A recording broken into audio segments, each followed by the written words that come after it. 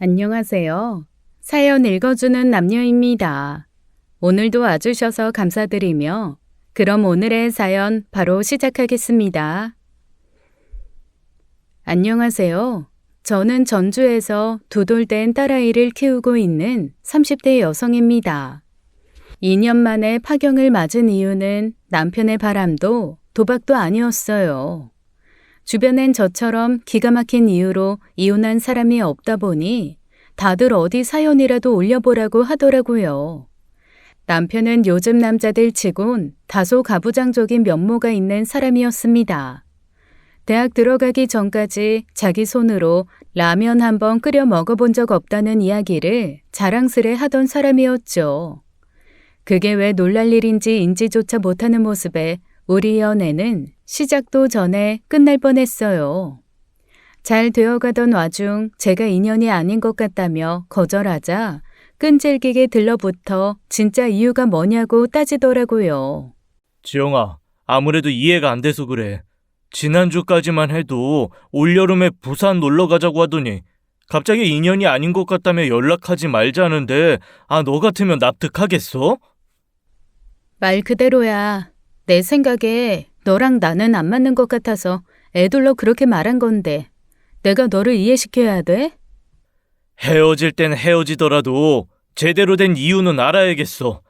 잘못한 게 있으면 내가 고칠 수도 있는 건데 무작정 그렇게 이별부터 말하는 건 나에 대한 예의가 아니라고 생각하지 않아? 헤어지다니? 우리가 제대로 사귄 것도 아닌데 무슨 소리야. 그냥 말하기 불편해서 말 안 한 거야. 눈치껏 그냥 내가 별로였구나 하고 끝내면 되지. 사람 불편하게 이렇게 해야겠어? 난 제대로 된 이유를 알아야겠어. 네 말대로 우리가 제대로 사귄 것도 아니라면 시작도 하기 전에 헤어진 이유를 말이야. 그때 남편은 너무 단호해서 한편으로는 무섭기도 했어요. 제대로 이유를 듣지 않으면 그 이유를 알게 될 때까지 괴롭힐 것 같았죠. 아무리 이유가 있다 한들 누가 남한테 싫은 소리 하고 싶겠어요. 서로서로 눈치껏 이야기하지 않고 넘어갈 수도 있는 이야기를 하려니 남아있던 정까지도 떨어지더라고요. 솔직히 말하면 너랑 만나봤자 결혼도 안 할 건데 왜 만나야 하지 싶어서 마음이 식은 거야. 결혼도 안 할 거라니. 사람 일이 어떻게 될 줄 알고 그걸 단정해? 딱 봐도 각이 나오잖아. 결혼은 무슨 결혼? 나 너랑 결혼 안 할 거야. 하고 싶지도 않고. 너랑 결혼하면 평생 부엌대기로 살아야 하는 게 뻔한데 그 결혼을 내가 왜 해? 우리 엄마 아빠는 귀하게 키운 딸 남의 집 식모로 보내야 하는데 우린 부모님은 또 무슨 죄고. 뭐? 그게 무슨 말이야? 부엌대기라니, 식모라니. 네가 그랬잖아. 여자는 결혼에 살림하며 애만 잘 키우면 자기 목 다 하는 거라고. 너는 라면도 자취하고 처음 끓여 먹어보고 지금도 밥 말고는 할 줄 아는 게 없어서 어머님이 해서 냉장고에 넣어주시는 반찬이나 꺼내 먹고 산다며. 너랑 결혼하면 평생 내가 삼시세끼 차려내야 하는 게 뻔한데 내가 뭐하러 너랑 결혼해? 결혼할 사람도 아닌데 시간 아깝게 연애는 왜 하고. 아니, 그게 뭐가? 그때 남편은 진심으로 당황해했습니다. 그게 남편한테는 너무나 당연한 일이었거든요. 남자는 밖에서 돈을 벌어오고 여자는 집안 살림을 도맡아 애를 키우는 거요. 그렇게 살아 잘 사는 부부도 많겠죠. 하지만 저는 요즘엔 부부의 역할이라는 게 그렇게 딱딱 나눌 수 있는 문제가 아니라고 생각한 거예요. 무엇보다도 저는 일욕심이 있는 터라 결혼 후 가능할 때까지는 쭉 일하고 싶은 사람이지 집에서 살림만 하고 싶은 사람은 아니었거든요. 그런데 알아가는 과정에서 파악한 남편의 성향이 딱 그 6, 70년대 가장 같은 마인드라 안 맞겠다 싶었던 거예요. 이제 됐지? 나는 너랑 안 맞는 것 같으니까 잘 맞을 것 같은 여자 만나. 나이 적은 거 아니니까 처음부터 네가 어떤 사람인지 제대로 이야기하고. 지영아! 그렇게 이별 아닌 이별을 하고 지내던 어느 날이었습니다. 퇴근하고 집에 돌아오니 그 사람이 집 앞에서 기다리고 있었던 거예요. 며칠 새 다소 수척해진 모습으로 나타나 이야기 좀 하자는데 얼굴이 너무 안 좋아서 거절하기 힘들더라고요. 그래서 아파트 단지 내 벤치에 앉아 이야기를 하게 되었죠. 그때 남편은 한참 머뭇거리다 제게 입을 열었어요. 지영아, 나는 아무리 생각해도 어떻게 해야 하는 건지 모르겠어. 내가 뭘 어떻게 해야 하는지 알려주면 안 돼? 친구들한테 물어봐도 알긴 알 것 같은데 잘 모르겠어서 그래. 구영아, 너는 평생을 그렇게 살았는데 뭘 하려고 해? 그냥 살던 대로 사는 게 편하지. 그냥 살던 대로 살면 너를 다시 잡을 수가 없잖아. 나한테 한 번만 기회를 주라. 뭐든지 할게. 나는 그게 우리가 헤어질 정도, 아니, 사귈 수 없을 정도의 문제라고 생각하지도 못했어. 남자는 가장으로서 돈을 잘 벌어오면 되는 거고, 여자는 남편 내조하며 집에서 아이를 잘 키우면 되는 게 전부라고 생각했으니까. 나는 사람이 그렇게 쉽게 변한다고 생각하지 않아. 반대로 생각해도 그렇잖아. 나보고 네가 살던 대로 살라고 하면 절대 못 살아. 그러고 싶지도 않고. 그러니까 그냥 너랑 잘 맞는 사람을 찾아. 그게 제일이라니까. 생각 많이 했어. 그냥 하는 소리도 아니고 정말 나 진심으로 묻는 거야. 지금까지 내가 이렇게 생각을 바꿔야겠다고 마음 먹게 된 여자도 네가 처음이야. 제발 기회 좀 주라, 어? 그때 남편은 진심 어린 호소를 했었어요. 솔직히 기대가 없었던 저는 일부러 무리한 조건을 걸었습니다. 라면 말고는 주방에서 해본 일이 없다던 남편에게 한식 조리사 자격증을 따면 사겨주겠다고 한 거예요. 솔직히 칼도 한번 잡아본 적 없다는 남자가 그렇게까지 할까 싶어서 그냥 던진 말이었죠. 그런데 남편은 한식 자격증을 따오더라고요. 딱 1년만 다른 남자 만나지 말고 기다려달라는 간곡한 부탁에 그 마음만큼은 대단하다 싶어 수락한 것이었습니다. 그런데 1년 만에 자기 집에 초대하더니 7점판과 잡채, 된장찌개를 곁들인 한 상을 준비해 놓은 거예요. 설마 이거 다 네가 한 거야? 그럼 내가 했지 누가 했겠어. 뭐 우렁각시라도 있을까봐? 내가 뭘 했어. 할 수 있다고 했잖아. 나 한식 조리 기능사 땄어. 너가 원하면 중식, 양식도 딸 수 있어. 저는 깔끔한 길이로 썰어진 7점판 야채들을 보면서 그 남자를 다시 봤어요. 설마 하니 그걸 해낼까 싶었거든요. 1년 뒤에 해봤는데 안 됐다 변명이나 할 줄 알았는데 하면 되는 사람이구나 싶어 사귀게 되었죠. 확실히 조리 기능사를 딴 후로는 요리에 재미를 붙였는지 종종 맛있는 요리를 많이 해줬었습니다. 가끔 가다 여자가 라며 편협한 생각으로 꺼낸 말이 나오기도 했지만 그때마다 지적하면 고쳐보려고 노력하고요. 사람이 어떻게 한순간에 바뀌겠어요. 그 노력이 가상해서 좋게 봐준 것이죠. 그런데 결혼을 하고 나니 남편이 왜 그런 생각으로 자랐는지 알겠더라고요. 시아버지가 정말 가부장의 끝판왕이었습니다. 물 한 잔도 자기 손으로 떠다 먹지 않고 식사 끝날 때쯤 되면 시어머니께서 눈치껏 물잔을 대령했어요. 먹은 그릇 그대로 두는 것은 예산일이고 생선 요리를 먹으면 입에서 나온 가시는 식탁 위에 그대로 얹어 쌓아두는 분이셨죠. 저희 아버지도 옛날 분이시긴 하지만 청소기 미는 거나 쓰레기 처리 같은 건 본인이 하셨었어요. 요리는 못해도 설거지는 해주시려고 노력하는 모습을 보고 자란 저에게는 거의 문화 충격이었죠. 시어머니께서 고생 꽤나 하셨겠다 싶은 것을 넘어 가끔은 왜 저러고 사시지 답답할 정도였어요. 식혜는 못했어요. 날이 덥고 너무 힘들어서. 날이 덥기는 선풍기 들고 종일 집에만 있는 여자가 덥긴 뭐가 더워. 밖에 나가봐. 땀 뻘뻘 흘리면서 등 허리가 다 젖도록 일하는 사람이 천진데 배부른 소리 하고 있어. 집에서 편하게 앉아만 있는 여자가 식혜 좀 해달라는데 그것도 못해? 이걸 보고 며느리가 뭘 배우겠어? 한여름에 엿기름 불려내고 전기밥솥도 아니고 불 앞에서 압력밥솥으로 식혜를 만들라고 하더라고요. 어머님 내공으로야 시골도 아니고 식혜 정도는 별것도 아니었지만 그때 어머님 몸이 별로 좋지 않으셨어요. 자궁 근종으로 심신이 많이 지쳐있던 상황이었는데 눈치 없이 수제 식혜를 고집하는 게 보기 좋진 않았죠. 그래서 다음번 방문 때 일부러 식당에서 파는 수제 식혜를 사들고 갔어요.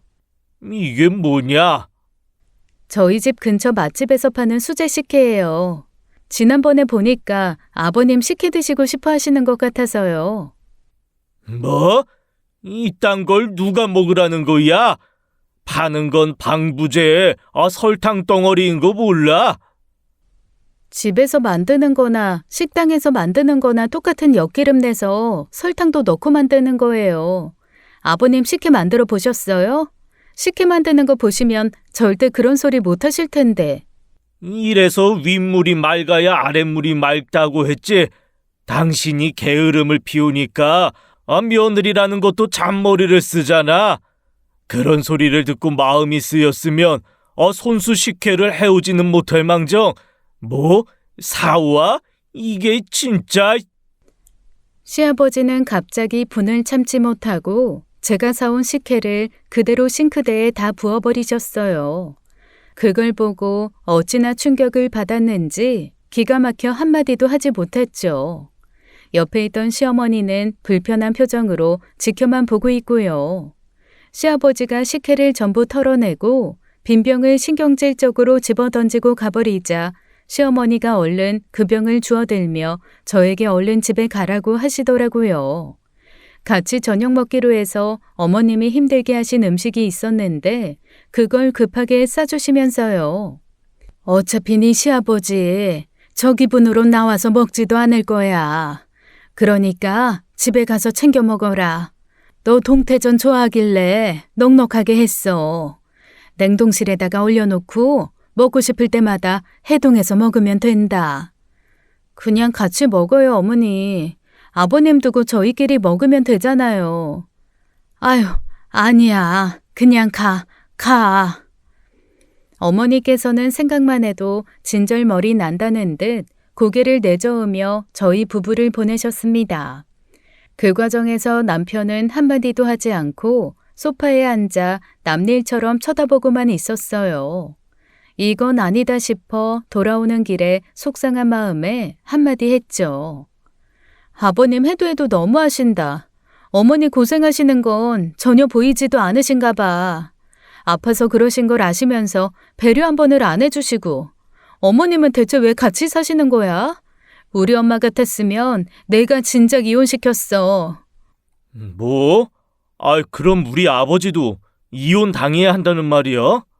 솔직히 어머님이 이혼하자고 하셔도 아버님은 할 말이 없지. 우리 아빠 고생 많이 했어.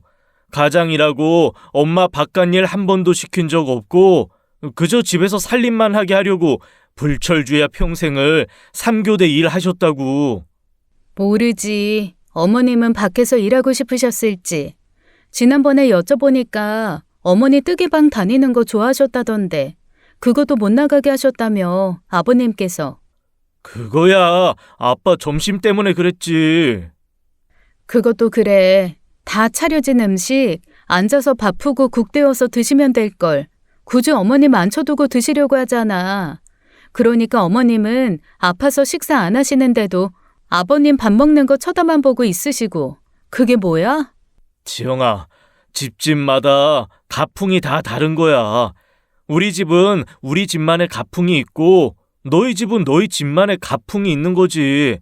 그걸 두고 옳고 그름을 따지면서 시아버지 이혼 당해야 한다고 하는 게 말이 돼? 악법도 법이라 이거구나. 난 악법은 따를 생각 없으니까 알아서 처신해. 그 일로 약간 다투고 며칠 냉전을 보내기도 했죠.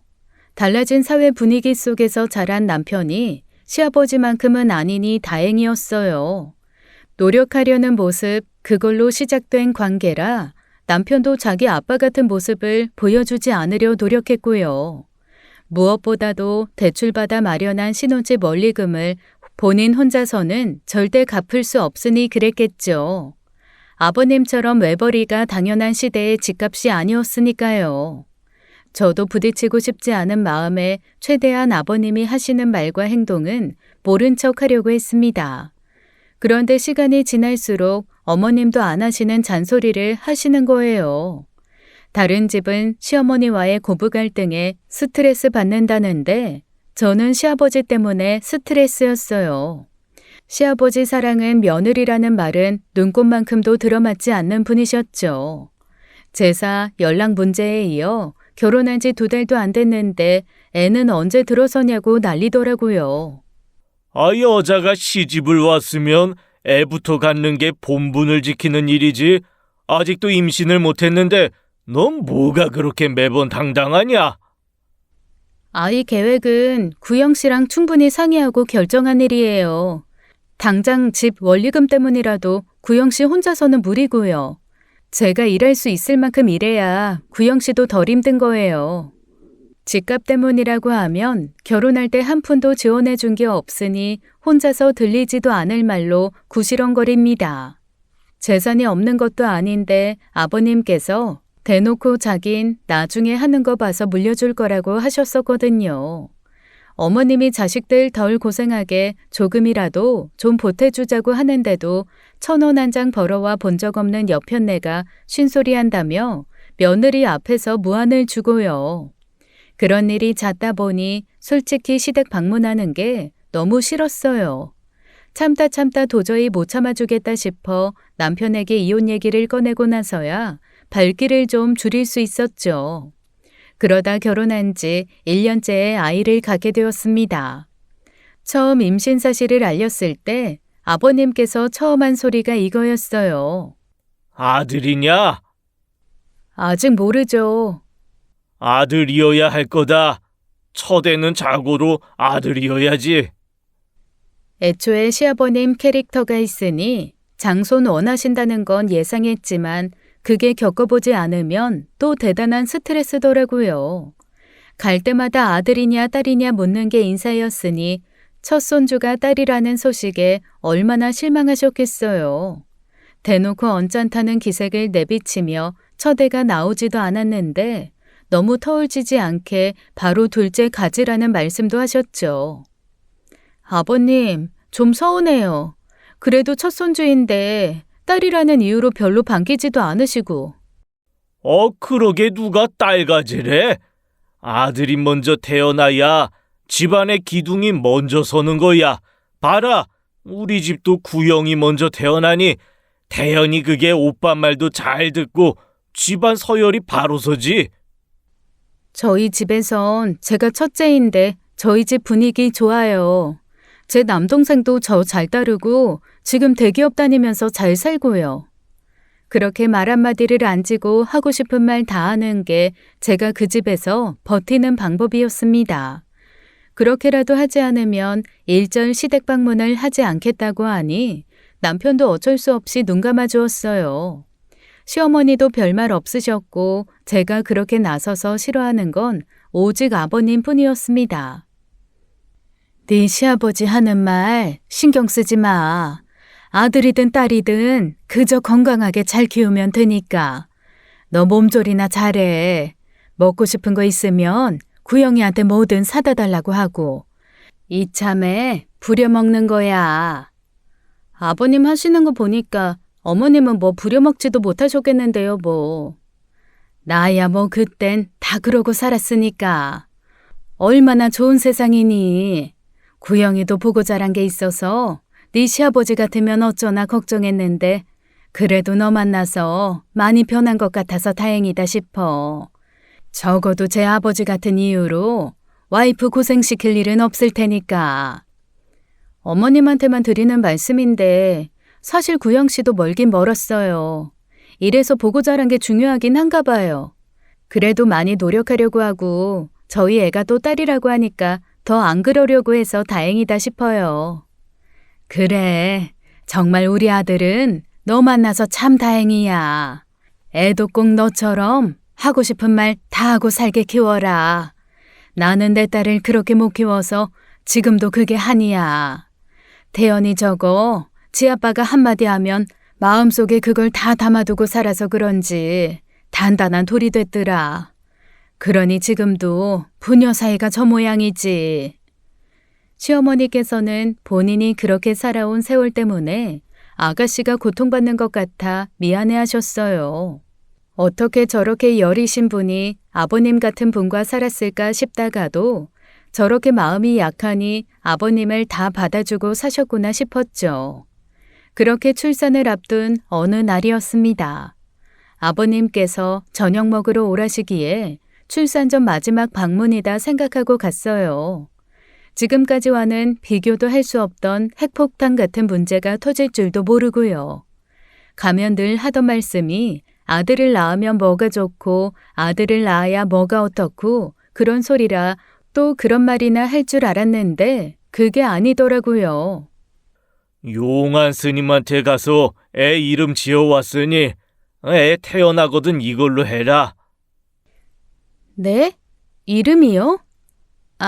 아버님, 아이 이름은 저희가 생각해둔 게 있어요.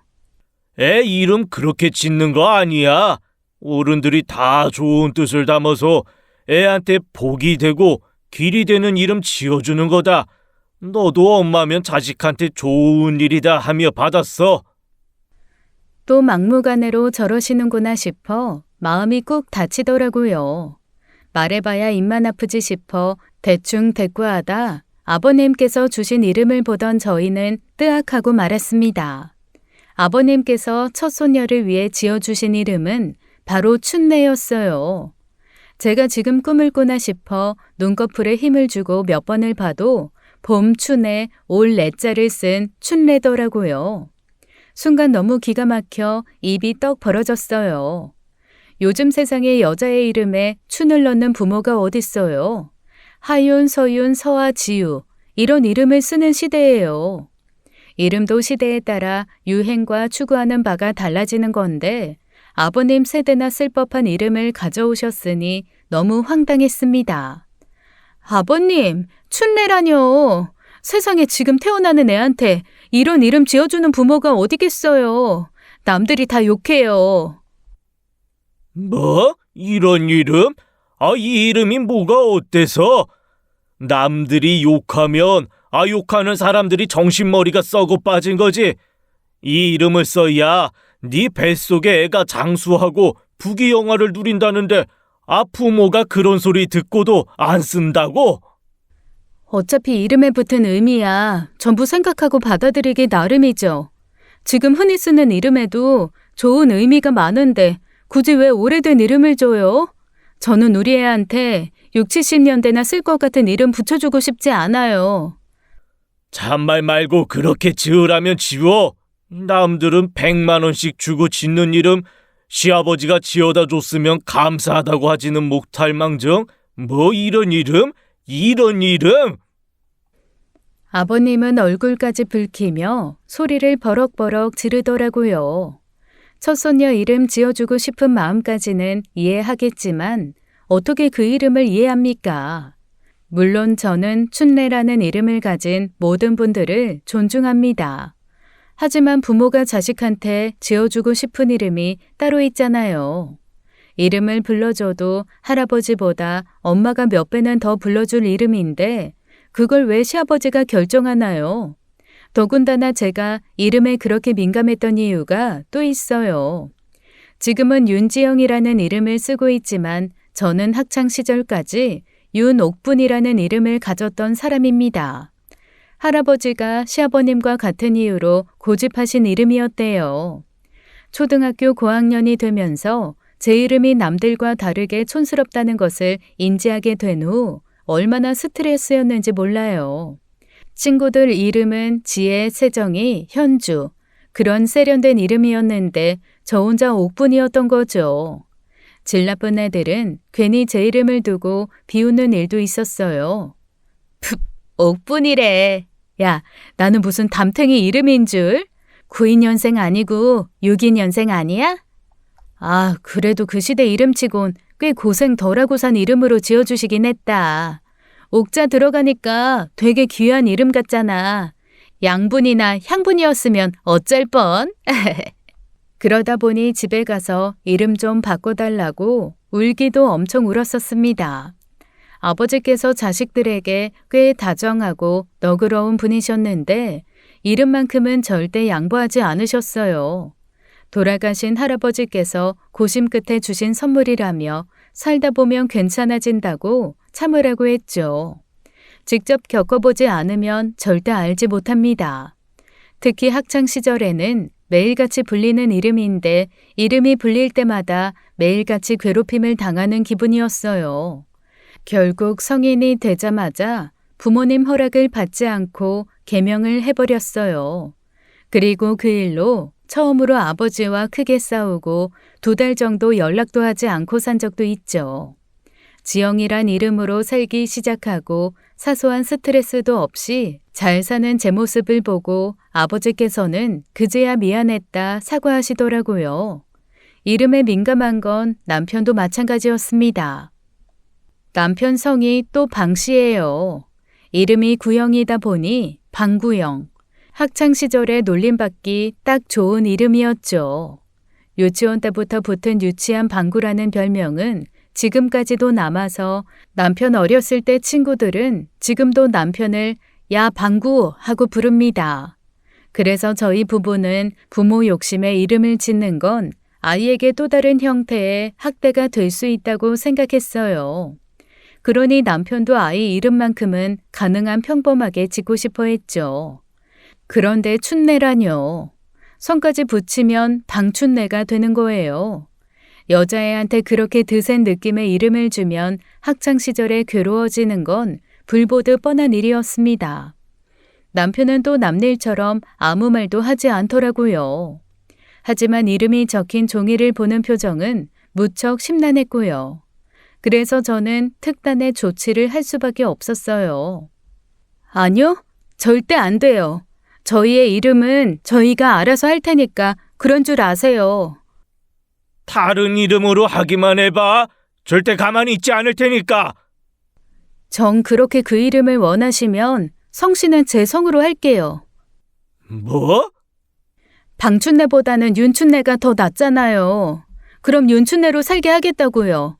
그럼 되겠어요? 방씨 자식을 왜 윤씨 자식으로 살게 해? 이게 미쳤나 진짜? 이게요? 며느리한테 지금 이게라고 하셨어요? 네가 정신 나간 소리를 하니까 그렇지. 방씨 자식한테 윤씨성을 준다는 개 같은 법이 어딨다든. 목의 성씨 따르는 거 가능해요. 그 부분도 혼인신고 전부터 구영 씨랑 합의한 상황이고요. 둘 다 욕심내지 마세요. 방 씨를 선택하시든 춘내를 선택하시든 하나만 하시라고요. 솔직히 아버님께 선택권을 드린 건 아니었어요. 제 딸이 절대 춘내가 될 일은 없었으니까요. 제 성씨도 염두에 두기로 한 것은 사실이었지만 방 씨도 충분히 예쁜 이름을 지어줄 수 있으니 그대로 하기로 했었어요. 역시나 시아버지께서는 입에 거품을 물며 난리를 치다가 갑자기 제게 리모컨을 던지셨습니다. 무슨 야구 선수처럼 온 힘을 다해 던지시는데 머리를 향해 달려든 리모컨이 반사적으로 치켜든 손등에 부딪혔죠. 묵직한 고통도 고통이지만 폭력을 행사하신 걸 보고 너무 충격받았어요. 앞으로 이 집에 며느리 없는 셈 치세요. 저도 아버님 없는 셈 칠 테니까요.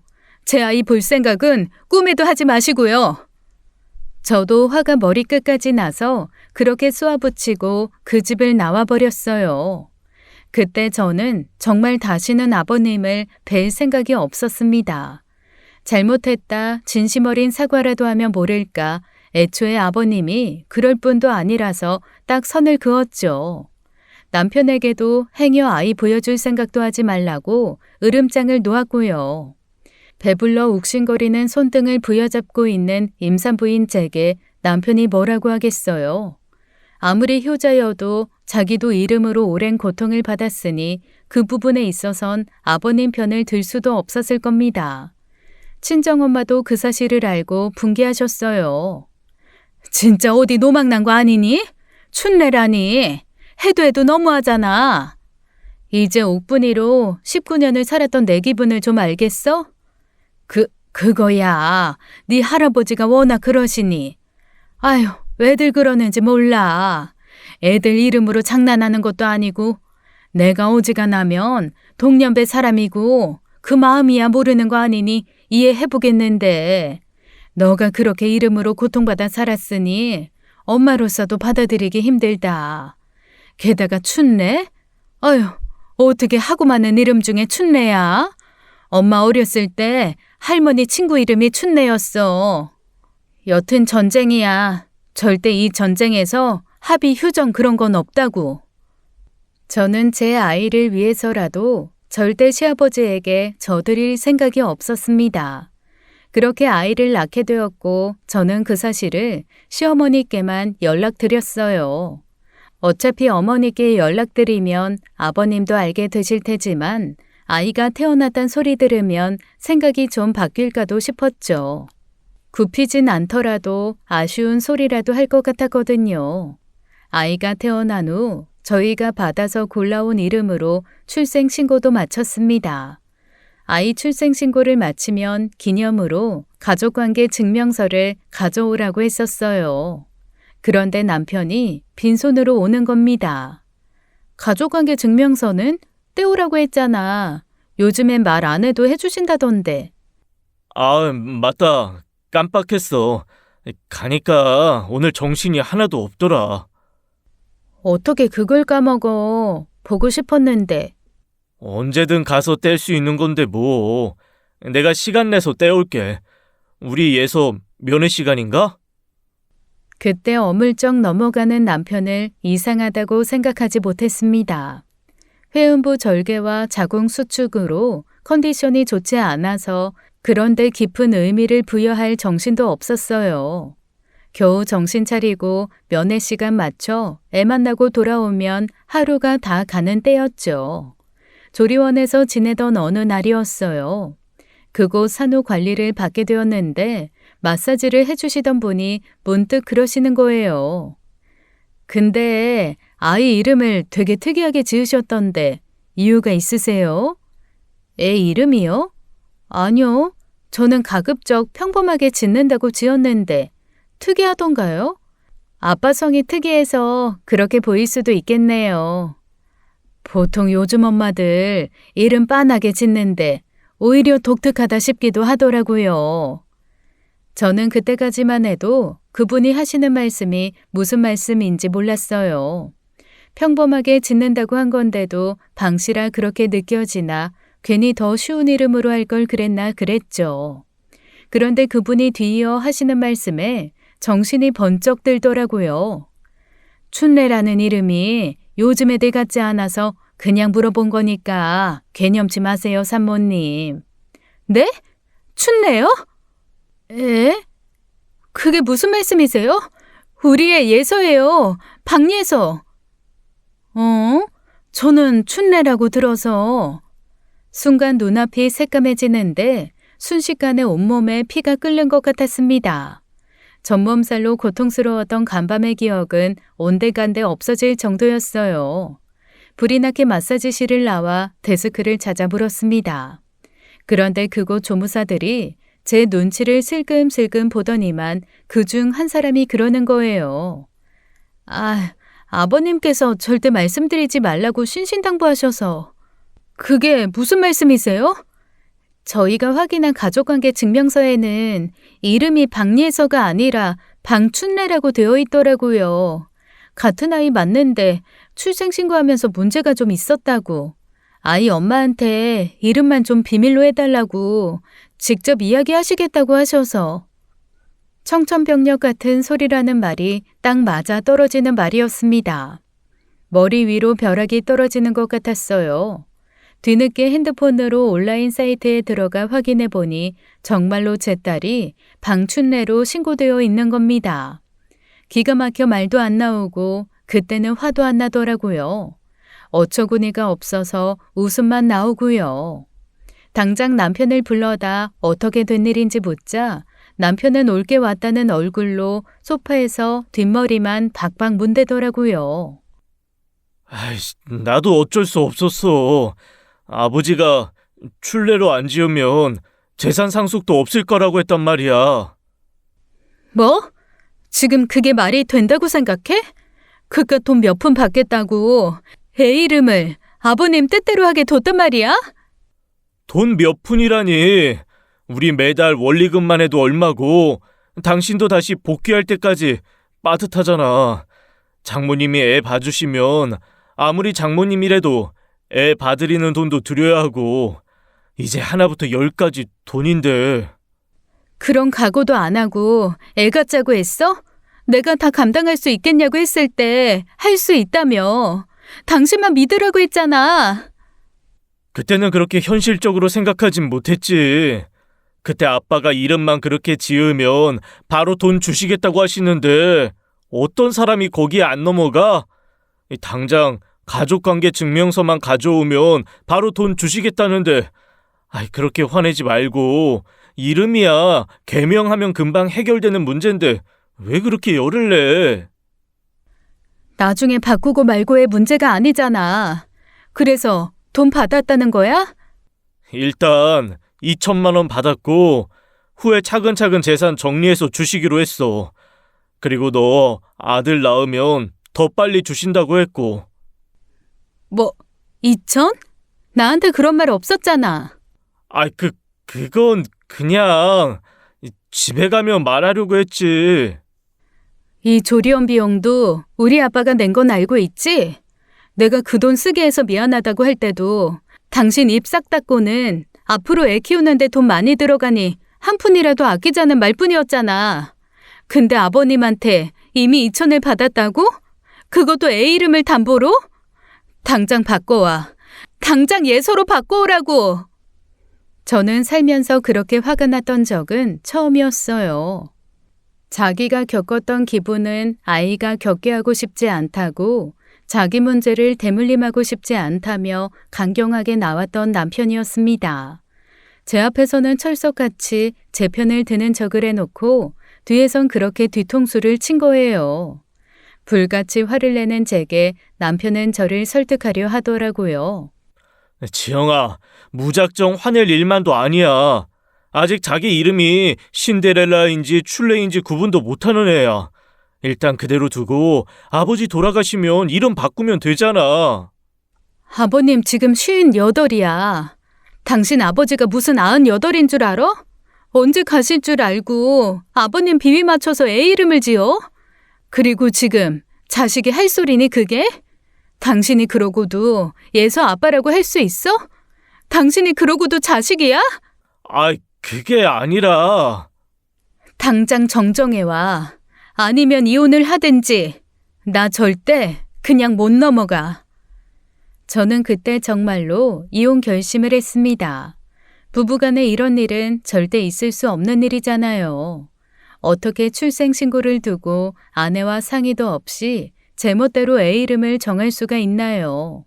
이건 신뢰의 문제였고 미래도 다시 생각해봐야 할 문제라고 생각했어요.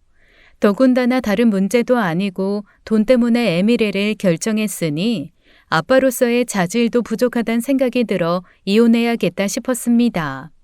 그 뒤로 남편은 조리원 근처에 얼씬도 못하게 하고 친정엄마 찬스로 조리원을 보냈어요. 시어머니께도 이 사실을 알렸는데 퇴원하던 날 집으로 시어머님과 시고모님이 찾아오셨습니다. 원래는 100일 이전에는 오지 않겠다고 하셨는데 제가 이혼한다는 이야기라니 한달음에 달려오신 것이죠. 어머님께서는 손이 시누이인 고모님과 사이가 무척 좋으셔서 친구처럼 지내세요. 멀리 사셔서 결혼 후 한 번만 뵌 분인데 때마침 함께 계시다고 해서 집으로 모신 것이죠. 그래서 한자리에 저희 엄마, 저 그리고 시어머니와 고모님이 모인 거예요. 그런데 제 이야기를 곰곰이 듣던 고모님께서 혼잣말하듯 그러시는 겁니다. 춘내. 가만, 그 여자 이름인가? 그 여자라니? 누군데? 고모님은 생각이 입 밖으로 나왔다는 사실을 인지하고 당황스러워하며 저희 눈치를 살폈죠. 그러다 어렵게 꺼내신 말씀에 그 자리에 있던 모두가 입을 떡 벌리고 말했습니다. 아니, 나 어렸을 때 살던 고향에 춘례라는 여자애가 있었거든. 오춘례였던 것 같은데 완식이가 어렸을 때 오랫동안 마음에 품었었어. 근데 그게 완식이만 그랬던 게 아니거든. 서울 깍쟁이 마냥 얼굴도 희고 예쁘장하게 생겨서 동네 남자들이 어떻게 해보려고 안달이 났었지. 여자애들은 또 여자애들대로 질투하고 난리고. 그런 애가 있었는데 걔 이름이 아마 춘례였지 싶어. 아니, 그럼 지금 손이한테 자기 첫사랑 이름이라도 붙였다 이거야? 나도 그게 좀 이상해. 남자 중에 첫사랑 하나 없는 남자가 어딨어? 그리고 완식이한테 첫사랑 가슴에 품고 사는 수뇌보가 있는 것도 아니고. 그래서 이상하다 싶은 거야. 긴가민가 하기도 하고. 그 여자 이름이 춘례였던 건 확실한데 그 여자 이름을 왜 붙였나 난 도통 이해가 안 돼서. 그 사람 이해 안 되는 게 뭐 한두 개야?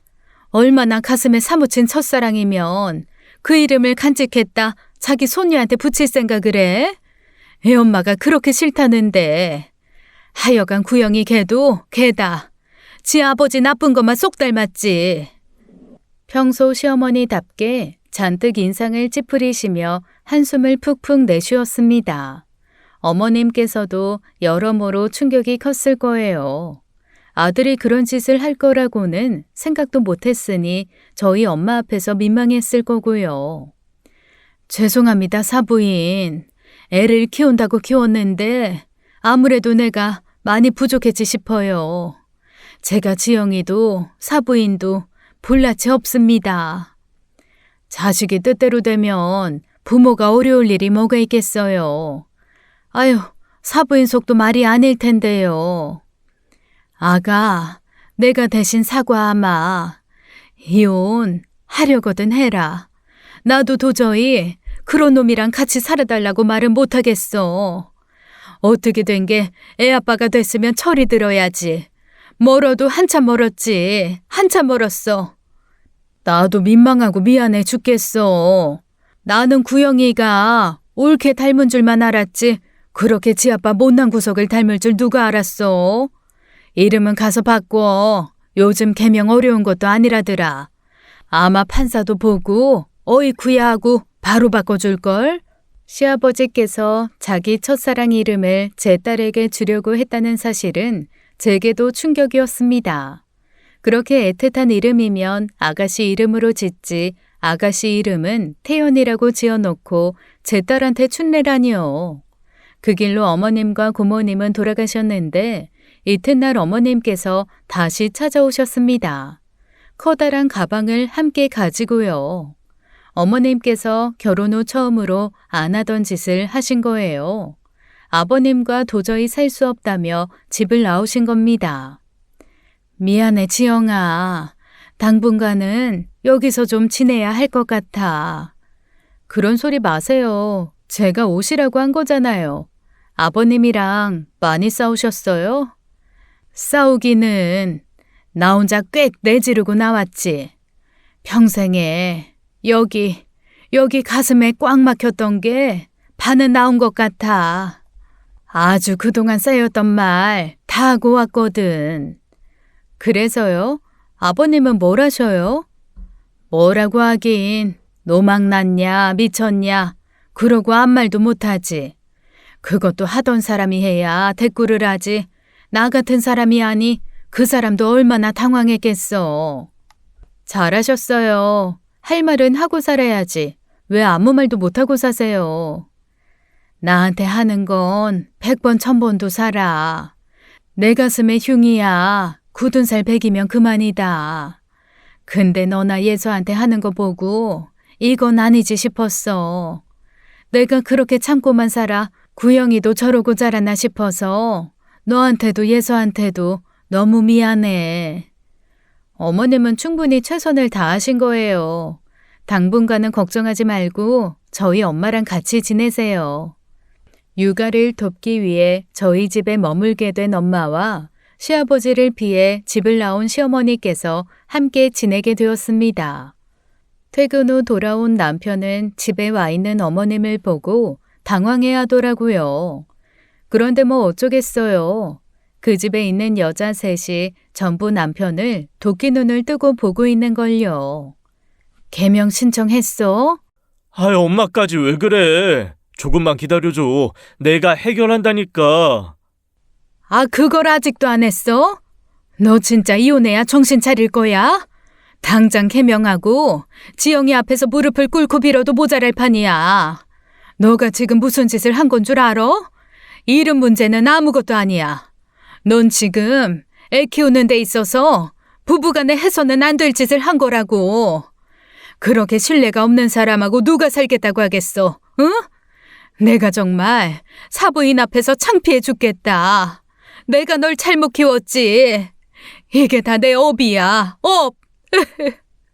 순간 화가 북받친 어머님께서는 남편을 향해 마구 쏘아붙이다 왈칵 눈물을 쏟으셨어요. 그 모습에 남편도 어쩔 줄을 몰라 하더라고요.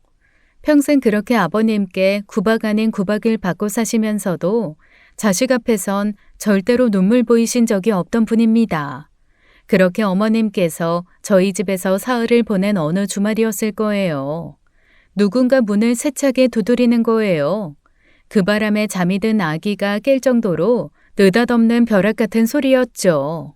무슨 난리인가 싶어 나가보니 세상에 다름 아닌 시아버지셨습니다. 이웃의 민폐가 될까 싶어 문을 열어드렸더니 씩씩거리며 들어오시는 거예요. 이 여편네 어딨어? 아, 어딨어? 이게 대체 무슨 행패예요? 뭐 행패? 행패? 지금 하늘 같은 가장한테 행패라고 했어? 어이구, 하늘이 발바닥에 달렸나? 하늘 같은 가장은 무슨? 뭐야? 이 사람이 진짜 미쳤나? 그래요. 나 미쳤어요. 내가 지금 안 미치게 생겼어요? 어쩜 그렇게 음흉하게 아들이랑 짜고서 그런 끔찍한 짓을 하냐고요. 여기 사부인도 계시는데 창피한 줄을 알아요. 세상에 어떤 할아버지가 자기 손녀한테 첫사랑 이름을 붙여요? 아, 첫사랑은 누가 첫사랑이라고 그래? 어디서 그런 말 같지도 않은 소리를 듣고 와서 생사람을 잡냐고? 고모가 그러대요. 오춘애라는 사람이 당신 첫사랑이었다고. 그렇게 절절하고 못 잊을 사랑이면 그 여자나 붙들고 살지. 왜 죄 없는 나를 붙들고 평생을 그냥 아주 평생을 가슴에 못질만 하고. 아휴. 아이고 참나. 첫사랑은 무슨 첫사랑. 아, 제 아들 가지라고 지은 이름인데. 당신 첫사랑 이름이 애들 아들 갖는 거랑 무슨 상관이에요? 아버님은 시뻘개진 얼굴로 변명이라고 둘러대기 시작했습니다. 그런데 그 변명에 그 자리에 있던 모두, 심지어 남편까지도 놀라서 할 말을 잃고 말았어요. 오출래, 걔네 아버지가 누나만 7인 집의 막둥이였어. 아, 그 집에 딸이 6이 태어나도록 아들이 들어서질 않으니까 도사라는 사람이 그러면 7번째 딸한테 자기가 정해준 이름을 지어주면 그 다음 자식은 100% 아들로 태어난다고 했다는 거야. 믿져야 본전이니까 이 지집 애들만 줄줄이 나왔으니 그 집 아버지도 그 이름을 지어준 거지.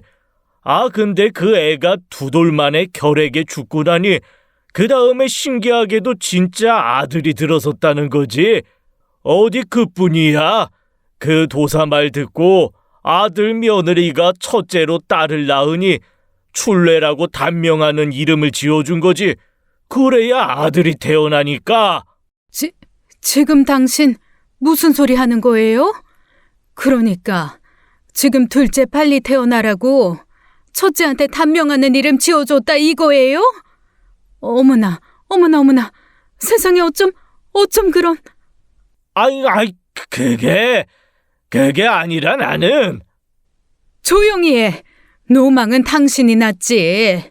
세상에, 미쳐도 곱게 미쳐야지. 어떻게 그런 이유로 애 이름을 지어? 아주 끔찍해.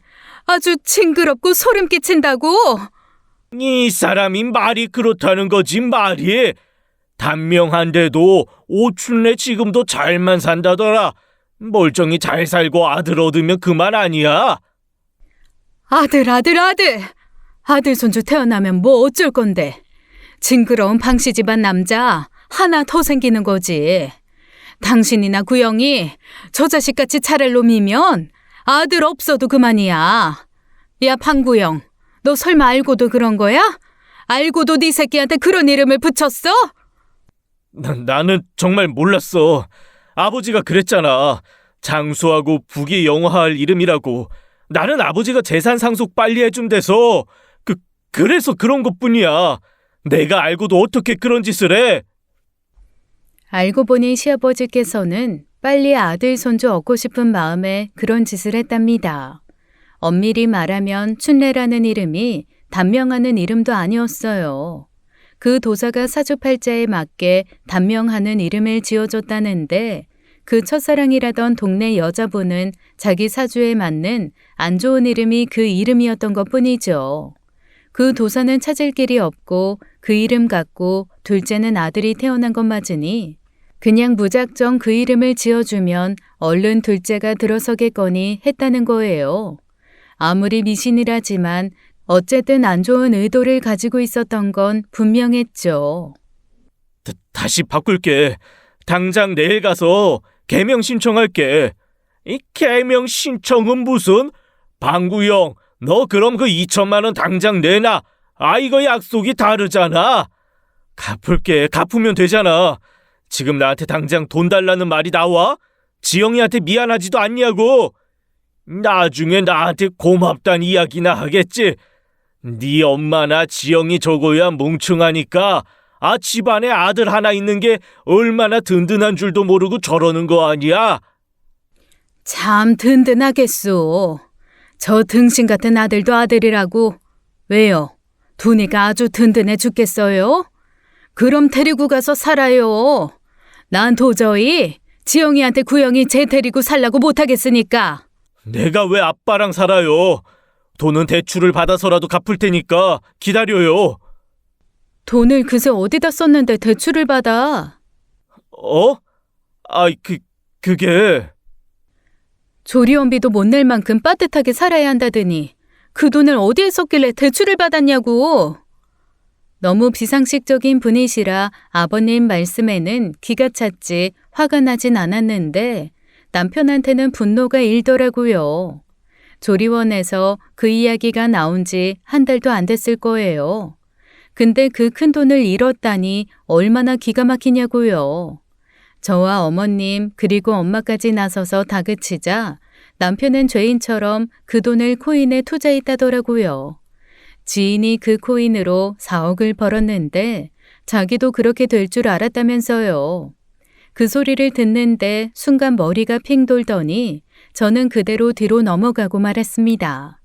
애 낳고 컨디션이 많이 안 좋아진 상황에서 순간적으로 극심한 스트레스를 받으면 그럴 수 있다더라고요.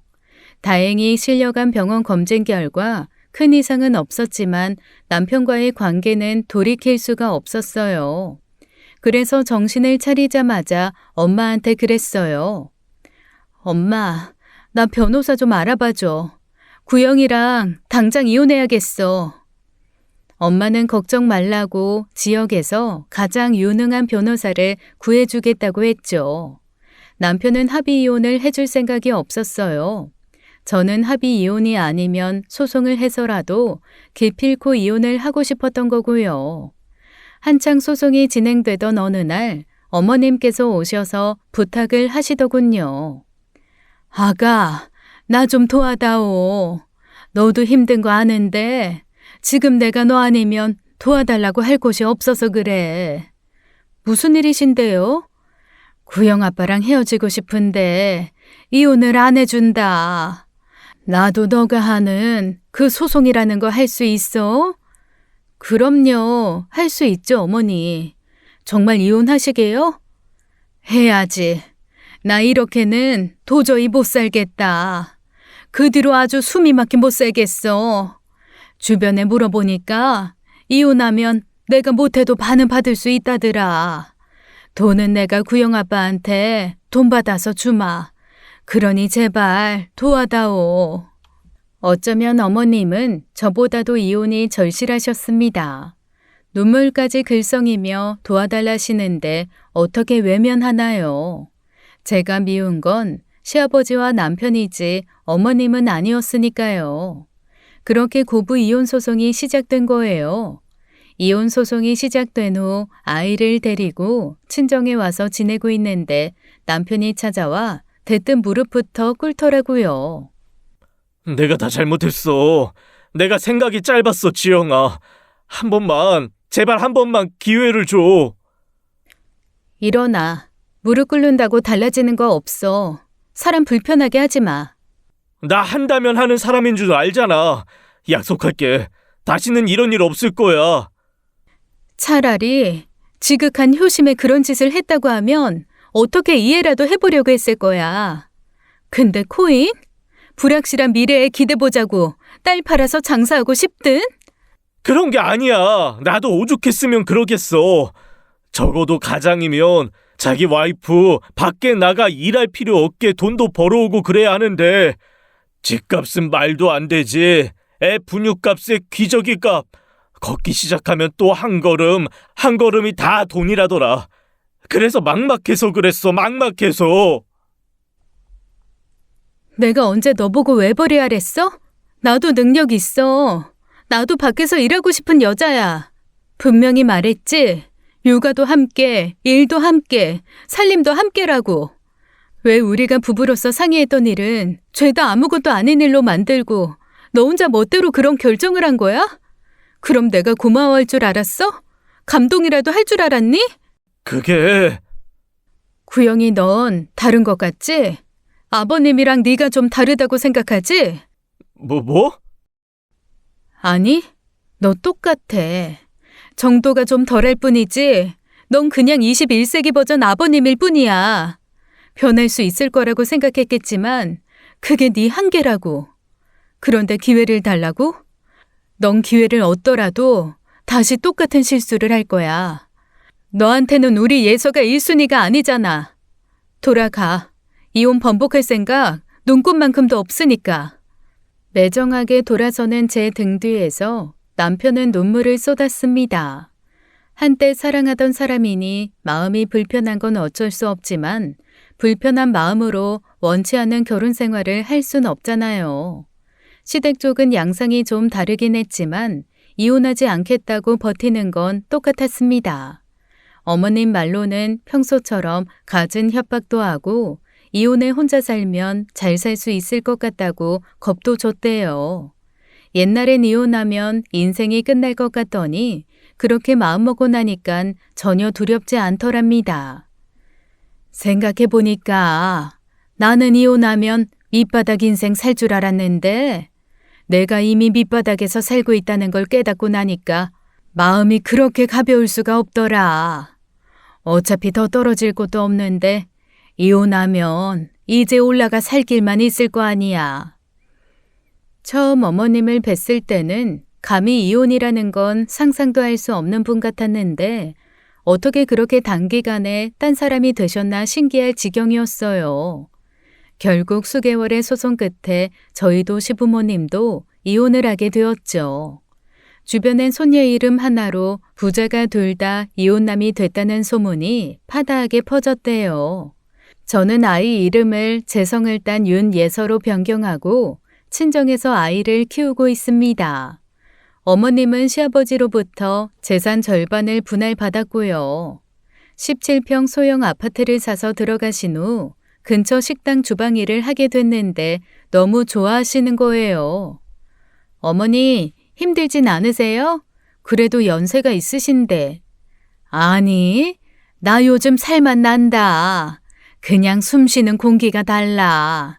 왜 이런 세상을 못 살아봤나 싶어. 나 이번에 월급 260만 원이나 받았어.